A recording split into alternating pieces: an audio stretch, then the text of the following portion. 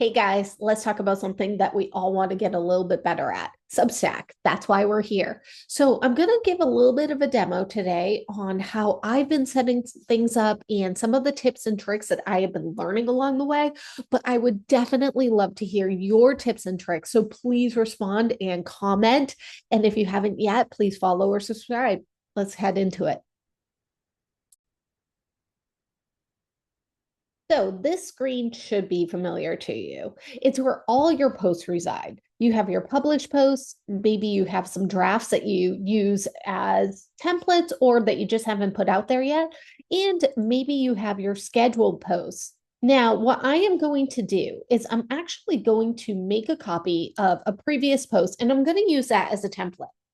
So right now I'm putting together Web Design 101 and I have week one scheduled for April 24th. And I'm going to click on the three dots and I'm going to duplicate this. It's going to open it up in a new tab for me. And you'll notice it says copy up at the top. So we know we're working in the duplicate. We're not working in the original.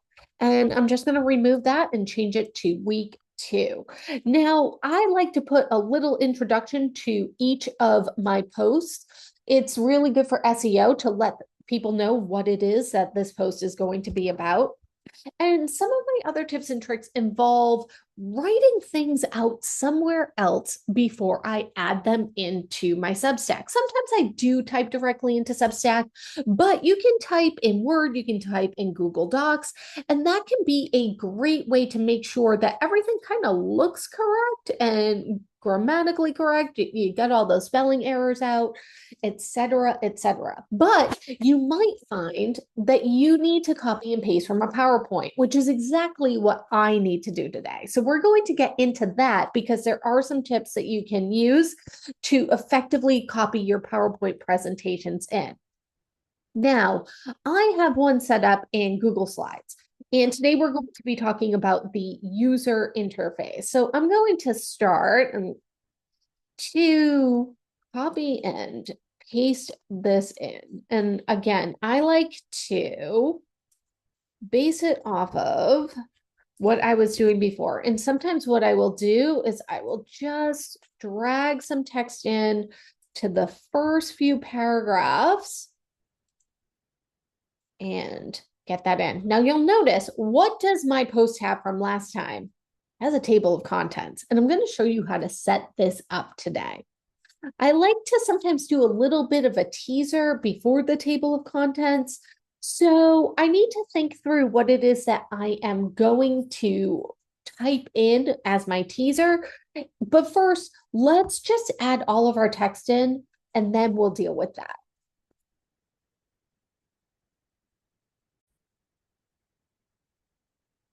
And I'm back. So you'll notice that I have copied and pasted all of my text in, but I haven't really formatted yet. And I definitely still have my old table of contents. So I want to go over some of that formatting with you. I have a little blurb on what we're going to be discussing today. And I added also a, um, a header one to my post. So Web Design 101, today we're going to be discussing user interface as it relates to web design. We will learn why it's important and take a look at a few sites that could use a digital refresh. So that's a little blurb to get us started.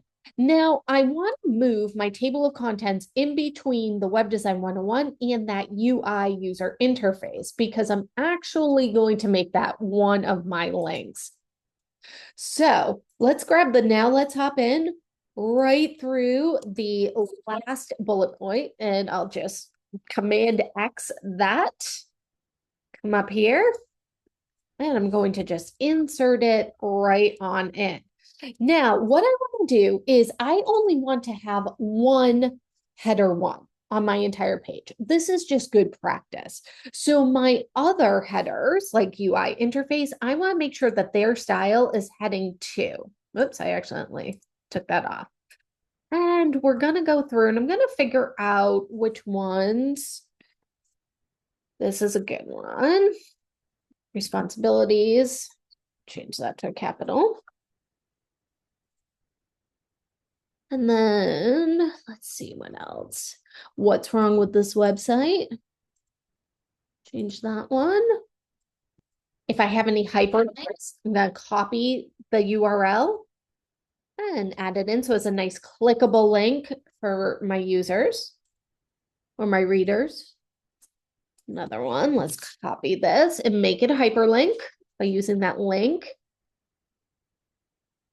Here we go. And then I have web design through the years with nothing here. And you'll also notice I don't have any images yet. That's on purpose because I want to show you a quick way that you can add them in. So if your images are on your computer, you've already saved them, maybe you found them somewhere and you download them to your computer, you can go to the little photo icon next to the link and it will prompt you to upload an image. But if you have an image in a PowerPoint presentation or a doc file or somewhere else, you can actually copy and paste it in. So I want to show you how to do that. So I am going to go to where my first image was going to be, which went along with this, what's wrong with this website. I'm going to copy this image, so just Command C or Control C if you're on a PC, and go back down to where I am. And here we go. And then I also had, I'm going to take that out because you guys are watching along. I don't need that link. And I'm going to bold my URL, and I accidentally had it in there twice. Sorry, I use Grammarly, and sometimes it takes up the whole screen. All right, and then I'm going to do the same thing for the next one. Let's see, we've got this one. I'll bold it and take the picture. From here, I'm going to copy and paste. Again, copy it out, paste it in. And we'll just delete that. And then I also have 2 images under web design through the years. The very first web page ever, and what a web page pretty much looks like now. You can hover, so you can hover your and put in a new return underneath. Sometimes this is where the user experience, which is funny that this is what I'm teaching this week, that the user experience and the user interface is not 100% intuitive. It's these little things that I've kind of figured out using the site. And I've added in one of the subscribe with the captions at the bottom. But what if you want a custom button? All right. So what I have been trying to do is say, hey, you know what? Maybe you're not ready to be a paid subscriber to my Substack. I get it, but maybe you'd like to buy me a coffee. And yeah, I could just put a hyperlink about that, right? But it's nice to have a little button for people to click. So I want to show you how to do that. So I'm going to add in the middle here, my button. So I have my text over here on what I wanted to say, and you'll notice I have it labeled button. I'm going to say, did you find this, or are you? Well, for the first one, we'll say, are you finding this content helpful? Consider supporting me with a cup of coffee. Click below.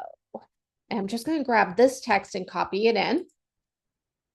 And again, your own personal preference. I like to do a header 2, italic, just because that's how I set it up on all of my pages, so it looks consistent. And then I'm going to do a return. And this is where I'm going to put the button. So I need to go to button and I need to go to custom. And you'll notice it allows you to put in custom text and a URL. So this is what I want for my text. Buy me a cup of coffee. I'll put that at the top. And my PayPal link to buy me a cup of coffee into the URL. And hit OK. Oh, that should have worked. Hold on. Did I not grab the whole URL? Oh, no, I did not. There we go. Make sure you grab your whole URL. At least it won't let you put a bad one in. And hit OK. And there we go. So we've got our custom button there. And I also like to do it down at the bottom as well. So put one in here, and I'm going to do the same thing. And this time I'm going to say, did you find this content helpful? Because now they're at the end. Hopefully they found it helpful. Grab that. And again, the same way, set it up so it looks consistent. And we'll go to button, custom. And I do wish, and I haven't figured out if that, if I just have not seen how to do this in all of my looking, but it would be nice if you could save your custom buttons so that way you could use them each time, but it's not very difficult to do this. All right. So now this looks good, but I obviously, I really need my table of contents. So I'm gonna start up I'll just move that one out of the way. I'm going to set up a new text document for myself. And I want to look at all of my header twos that I had. And I'm going to copy and paste them into this text document. Designer responsibilities. I don't have a ton this time around. And what's wrong with this website? And web design through the years. I was going to say, I thought I had 4 of them. There we go. And that is all of them. And just get rid of any other returns. And then for my format, I'm going to make this plain text just so that way it copies and pastes in and it doesn't retain any of the formatting in my text edit as opposed to how I want it to look in Substack. So I'm going to copy these 4, and these are going to be my new bullet points. And you may notice it didn't retain that. Just delete and return, delete and return, delete and return, and then you are good to go. But we don't have hyperlinks yet. And this is how we are going to create those hyperlinks. Here's what I want you to do. I want you to click on preview. And I want you to go to desktop. And this is going to be weird. If you cannot see the entire site, like it stops and it says that there's a login, you may need to change the view. Sometimes it works for me and sometimes it does not. But you may need to change it to paid subscriber view, even if you don't have any paid subscribers. It will work then. And I'm going to just change it to that just so you guys can see this. So you'll notice, see how it's giving me these little links? I am going to grab the links for each of my header twos, and I am going to copy and paste that URL. So when you click on the little link icon, you'll notice it says copied link to keyboard. Now I'm going to go over and I'm going to replace, and again, in my text edit, I'm just going to replace it in the same spot so I know that I'm grabbing the right one. So next I need that UI designer's responsibilities. I'm going to click, paste, go down to the next one. Click, paste, and my final one, click and paste.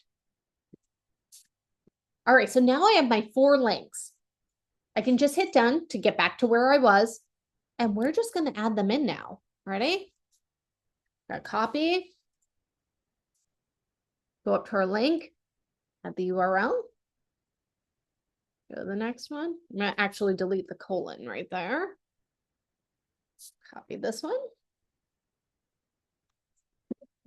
Paste it in. Go to our next one, copy it, paste it in.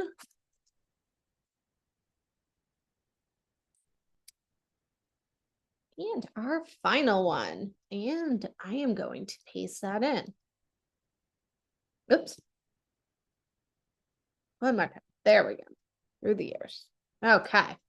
And you can preview it again to make sure the links are there. So let's go to preview. Let's double check. And you can see if you click on it, it's going to bring you down. It works better. I'm not going to lie, like when it's actually working. Because it did open it. Once you publish it, it'll work better. And we're just going to hit done. All right. So if everything kind of looks good to go for you, you can hit continue to begin the process of publishing your post. And I'm going to show you how you can get a little bit custom when you are doing this as well. So let's hit that continue button. All right.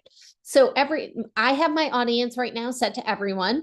I've added some tags and I added them in my week 1 post. And that's why It's great to duplicate a post because it's actually going to duplicate your tags right along with it. But you may have noticed you get these social previews, right? And it's going to grab the first image that is on the page, and you might not want that image. So if you click, you can actually grab an image that you might have created. And I have one that's called web design that I created. And so I want to add that as my custom image, not the first image that is on my page. And then I'm going to schedule this. So I want all of my web design content to post on Thursdays at 10:30 a.m. because I post my English and social studies high school content on Mondays. I post my fiction on Tuesdays. I post my graphic design on Friday. So I am going to post my web design on Thursdays. So I can schedule a time for this to post. So this week it posted on the 24th. So I'm going to move myself ahead to May 1st, which is a Thursday. I'm going to change it to 10:30 a.m. There we go. And I'm going to schedule to send this to everyone in a little bit over a week. And now I have these great custom images that actually have my custom image in the background or just the text. So you can download those. You can copy a link to, add as a note. I highly suggest doing that. But what if you need to fix one of your old posts? You can always do that. You can go in and fix any post. And I've done this many times. I'm going to show you, on my part 6, which actually just dropped 15 minutes ago for my fiction. So I'm going to go in and I'm going to say edit. Okay. And let's say that, I like to say, if you haven't yet, start with part 1, and then I have a link to every link in one place. I'm going to make this bold just so that way you can see that I've changed it and I can walk you through the process of editing it. You may not have noticed, but up in the right-hand corner, I'm going to do it one more time. I'm just going to do Command Z and take off that. Watch what happens up here. Saving draft saved. We're good. Okay. It kind of happens quick if you're not paying attention, but I will make it bold one more time. And I'm going to click update. And you'll notice, all right, it brings me here. I then just need to hit update now, and it will update that post for me. And this means that you can update anything in the post. What if you don't have a custom image and you want to go in and add a custom image because you're not really happy with the one it picked? You can just go back to the post, and we'll go in it again one more time. And you can go to edit, go directly to settings, go down, and you just click to upload an image. Now, I'm going to show you a great place that you can go to create your custom images. So I'd like to use Adobe Express. This will be the image that's going to go with post 16. And you can use Adobe Express. They have some great stock imagery. You can add your own images. You can add text. You can then download it. You can make it any size you want. I like to kind of go with the Instagram square size, just because that's what I'm used to, and I can share it on my Instagram as well. You can just download it, and then again, go right in and upload, and you'll have a custom image for your post. And again, try and go back into some of these older posts of yours and add in a table of contents. It really helps with your SEO and, adding those internal links. Plus, it makes it easier for people to navigate through your content. So let's look at one where I have some of those, the table of contents. So here's my creative writing for this Monday that dropped. You can get to where you want by just clicking, was creative writing. It brings you right down to the link. So if you are like, wait, I need to know a little bit more about plot development. Perfect. There you go. Click, and they can get right to the content that they're looking for. Plus, it tells them what they're going to learn today, what they are going to read from you. It's just great to have. So I really, really hope that this has been very helpful for you and that you are going to be able to elevate your Substack posts, that you're going to be able to get more subscribers, more followers. And let's talk again soon. And if you haven't yet, please find me on a Curious Compass podcast or under Shannon McNamara and hit that subscribe button. Talk to you all soon and watch for my posts.